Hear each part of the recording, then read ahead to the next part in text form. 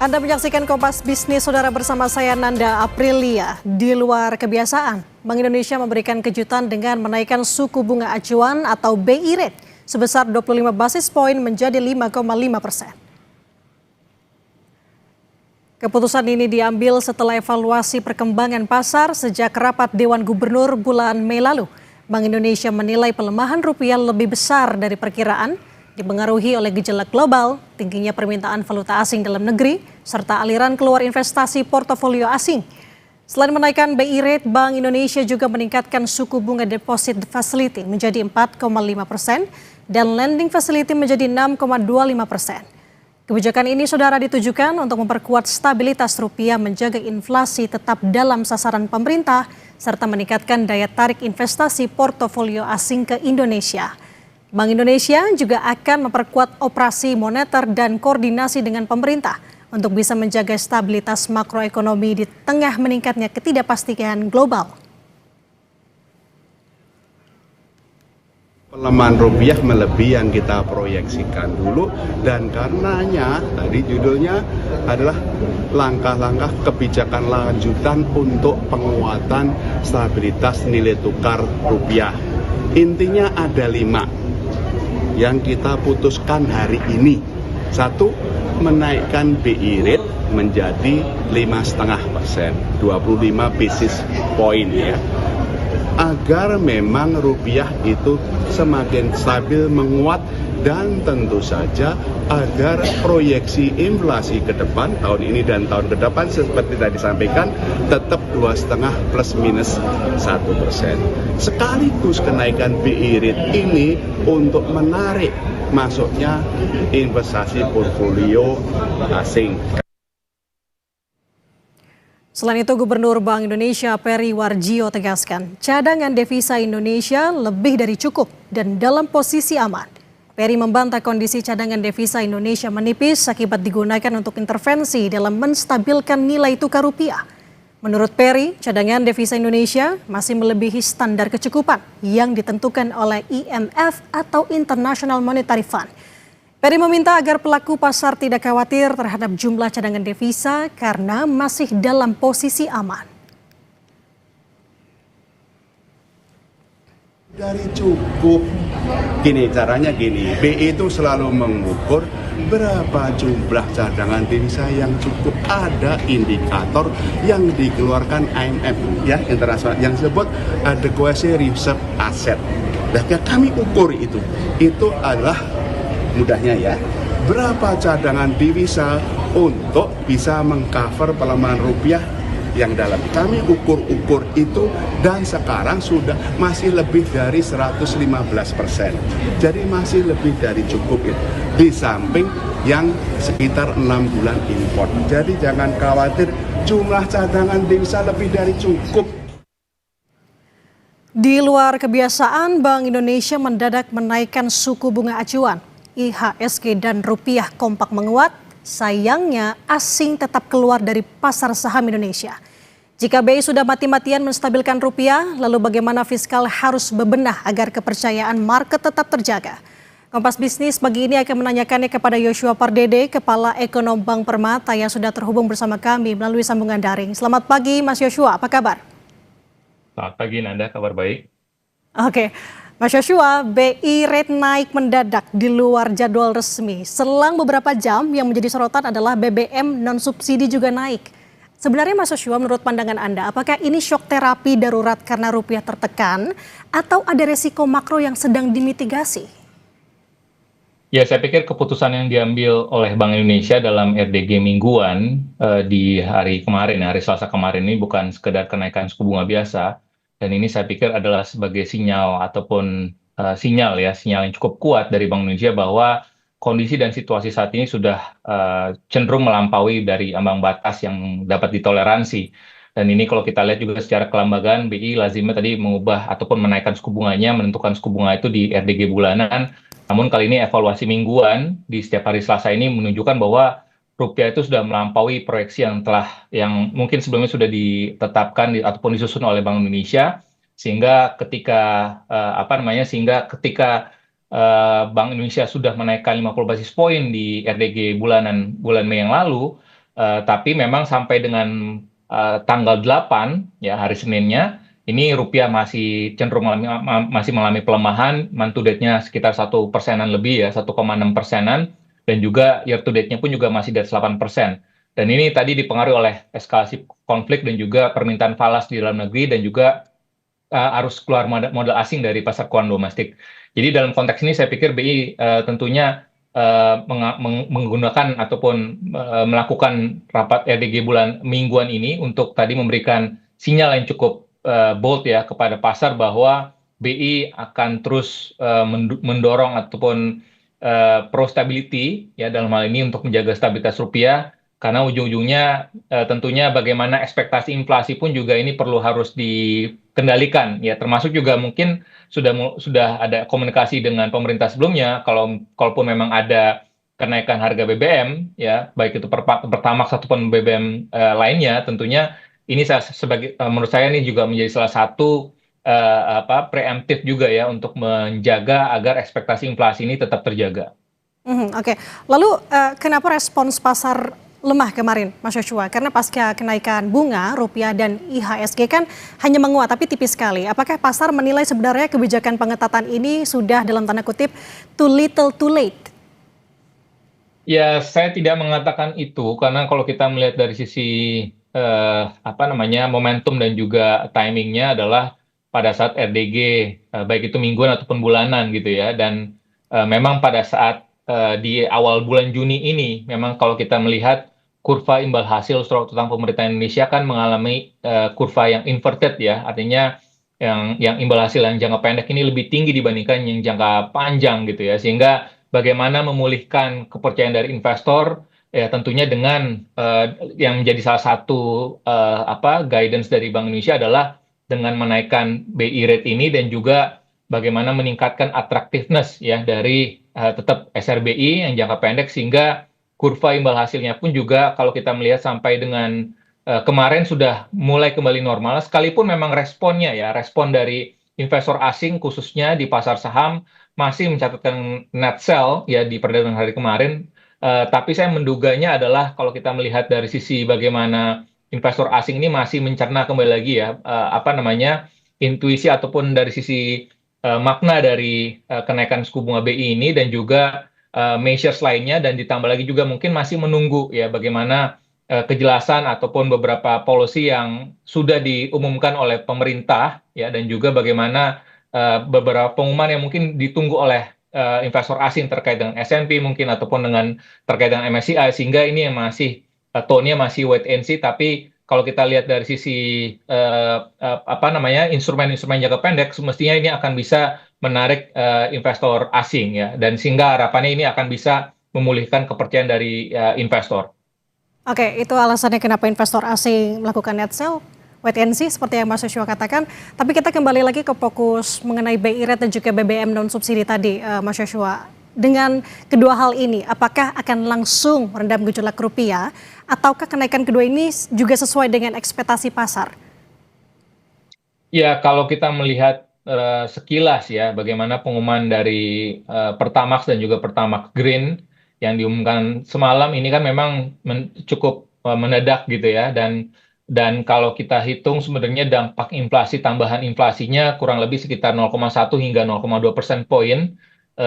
Meskipun memang tidak sebesar kalau adanya kenaikan harga BBM bersubsidi, baik itu solar dan juga Pertalite, namun tetap saja ini akan berpengaruh juga ya kepada masyarakat berpenghasilan menengah. Ya kembali lagi ya, kita menyasarnya adalah kepada masyarakat penghasilan menengah yang kemungkinan besar akan juga terpengaruh ya dengan adanya kenaikan harga Pertamax ini. Sekalipun memang transportasi dan juga logistik sebagian besar mungkin belum menggunakan Pertamax ataupun Pertamax Green, tapi kalau kita bicara dari sisi konsumsi ya ini masyarakat kelas menengah ini tentunya akan mungkin terpengaruh, sehingga memang ini yang harus kita cermati juga bagaimana langkah dari kenaikan BI kemarin ya di RDG mingguannya ini juga kembali lagi yang tadi saya tekankan adalah pertama adalah menjaga stabilitas nilai tukar rupiah, yang kedua tadi adalah bagaimana upaya-upaya BI untuk mendukung ekspektasi inflasi ya, agar tadi jangan sampai nanti inflasi ini menjadi hal yang psikologis baru lagi buat Bank Indonesia, karena di sisi rupiahnya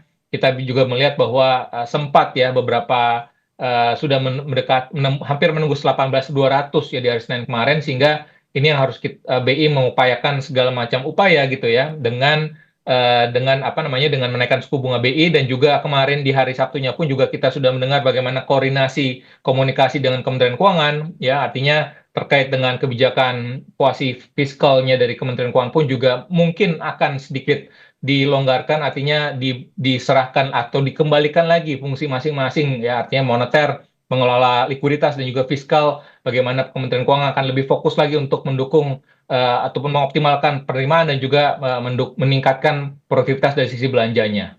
Oke, kita tadi Mas Joshua juga sudah menyinggung mengenai rupiah. Jadi kalau misalkan rupiah saat ini dengan kondisi terpuruk, apakah keluarnya modal asing ini murni karena kalkulasi imbal hasil atau akibat memburuknya kepercayaan pasar pada independensi otoritas keuangan domestik? Tapi tahan dulu Mas Joshua jawabannya, dan saudara tetaplah bersama kami di Kompas Bisnis. Kami akan kembali usai jeda.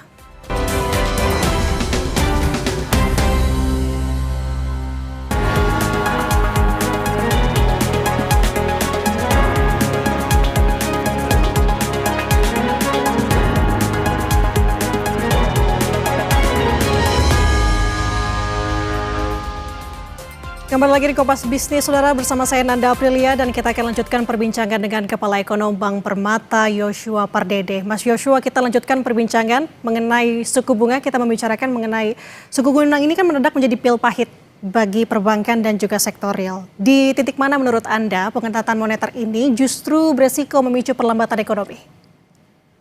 Ya, tentunya transmisi dari suku bunga ini tentunya akan bergerak ataupun akan berjalan gitu ya, dan ini akan mempengaruhi suku bunga pasar uang terbang, suku bunga perbankan baik itu deposito dan juga suku bunga kredit, dan tentunya ini pun juga akan mempengaruhi dari sisi bagaimana kinerja sektoral ya. Jadi tentunya pasar saham khususnya dalam hal ini tadi mungkin paradoks terkait dengan investor asing belum masuk padahal BI rate sudah naik di pasar sahamnya. Ini saya pikir juga mungkin investor asing di pasar saham juga mungkin sudah mulai membuat kalkulasi gitu ya, dampak dari kenaikan suku bunga BI rate ini sejauh ini tahun ini sudah 70 basis point, dan ini dampaknya kepada sektor-sektor mana saja yang mungkin memiliki kaitan ataupun memiliki ketergantungan terhadap suku bunga ya, leverage terhadap suku bunganya cukup besar gitu ya, karena tentunya ini akan mempengaruhi juga kinerja perbankan, karena khususnya suku bunga jangka panjang terkait dengan portfolio KPR-nya pun juga akan terpengaruh, karena tentunya pada kondisi seperti ini tadi, yang selain dampaknya dari kenaikan harga BBM, tapi juga dari sisi suku bunga ini pun juga akan memukul juga ya bagi teman-teman kita semua, saudara-saudara kita semua yang memiliki ya apa namanya cicilan KPR yang existing gitu ya, yang floating. Tentunya ini akan mempengaruhi segala, dan juga pembelanjaan barang-barang tahan lama ke depannya, sehingga makanya ini yang harus kita lihat juga bahwa apa namanya kondisi dari nilai tukar rupiah pun juga kita berharap tadi akan bisa menarik instrumen untuk bisa menarik daya tarik instrumen jangka pendek, baik itu SRB ataupun SBN jangka pendek gitu ya, dan juga ditambah lagi dengan harapannya ini memang ya akan lebih negatif kepada kinerja pasar saham, tapi harapannya kalau to some extent nanti dia akan kembali lagi positif ketika kondisi ataupun kondisi di pasar keuangannya sudah mulai easing, sudah mulai lebih longgar, dan juga kondisi ada ekspektasi easing bias ke depannya dari kebijakan moneter ini mulai kelihatan, maka kita juga akan melihat nanti bagaimana potensi dari penguatan IHSG pun juga ini akan mulai terindikasi. Jadi memang ini saat ini adalah waktu-waktu momentum adjustment ya dari investor asing dan juga investor segala dan secara umum. Tapi kalau kita lihat juga kemarin memang ada di pagi harinya kan memang ada ada pengumuman dari Wakil Ketua DPR di mana terkait dengan buyback saham-saham BUMN. Ini pun juga mungkin menjadi salah satu faktor yang turut mempengaruhi, sehingga sekalipun tadi tidak ada dana asing masuk, tapi dari sisi investor domestiknya ini cukup berpengaruh besar ya untuk bisa menopang kenaikan IHSG kemarin di tengah kenaikan suku bunga BI rate ya menjadi 5,5%. Oke, berarti di tengah kondisi itu tadi, pengetatan moneter dan juga mahalnya biaya utang, pertanyaannya adalah bagaimana pemerintah harus mendesain efisiensi anggaran, program prioritas pemerintah saat ini khususnya MBG katakanlah, agar tidak menjadi beban struktural baru bagi APBN, Mas Joshua. Ya, tentunya ya, kalau kita lihat tadi kan kenaikan suku bunga ini menjadi pil pahit buat perbankan dan juga sektorial, dan juga dari sisi bagaimana apa namanya, dari sisi pemerintah pun juga ya terkait dengan program-program prioritas. Ya, menurut hemat kami, dan ini juga sudah cukup banyak disampaikan oleh sebagian besar pengamat, bahwa pemerintah juga perlu melakukan desain ulang ya berbasis efisiensi dan juga ketepatan sasaran. Karena memang program ini penting gitu ya dari sisi untuk peningkatan gizi, kualitas SDM, dan juga penurunan kemiskinan jangka panjang, tetapi juga tidak boleh menjadi beban struktural untuk APBN. Dan artinya pelaksanaannya perlu bertahap dan juga dimulai tadi dari daerah yang masalah gizinya paling berat, dan juga menggunakan data-data penerima terpadu, dan juga memiliki batas biaya penerima per penerima, dan juga disertai audit ya harga bahan baku serta distribusi. Dan artinya pengadaan ini harus terbuka dan berbasis persaingan yang sehat gitu ya. Jadi bukan apa namanya, agar tadi governance-nya dan juga dari sisi tingkat produktivitasnya ini bisa ditingkatkan, dan investor pun juga akan bisa apa namanya, meyakini bahwa kualitas belanja pemerintah ini tetap akan disiplin, dan juga seperti yang disampaikan sebelumnya juga bahwa pemerintah akan tetap menjaga di fiskal defisitnya di bawah 3%. Itu saya pikir suatu hal yang positif, tapi juga bagaimana kualitas, karena kembali lagi kualitas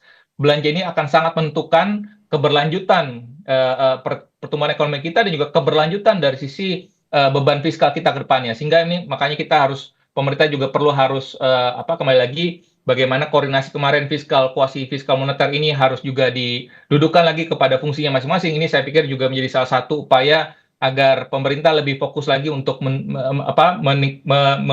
membuat skala prioritas ya, belanja-belanja mana yang harus diprioritaskan yang memang memiliki dampak tetesan yang cepat di jangka pendek ini, karena tadi efek dari kenaikan suku bunga ini akan cukup mempengaruhi tadi dari sisi konsumsi masyarakat, dan juga tadi bagaimana harapannya tidak mengganggu, juga memberikan insentif dukungan kepada sektor-sektor industri padat karya manufaktur yang notabene masih menyerap tenaga kerja dalam jumlah besar, agar jangan sampai melakukan pengurangan jam kerja, melakukan yang kita tidak harapkan adalah melakukan PHK. Oleh sebab itu makanya pemerintah mesti lebih terbuka dan lebih mendengarkan juga kondisi yang terjadi di lapangan saat ini.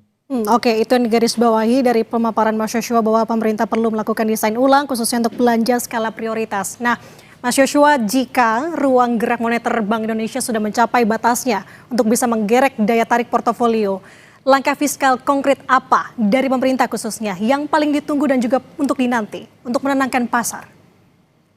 Ya, yang tentunya adalah bukan hanya sekedar tadi ya narasi bahwa pertumbuhan ekonomi gitu ya, tapi juga bagaimana kita juga berharap tadi penegasan kembali disiplin APBN, dan juga bagaimana peningkatan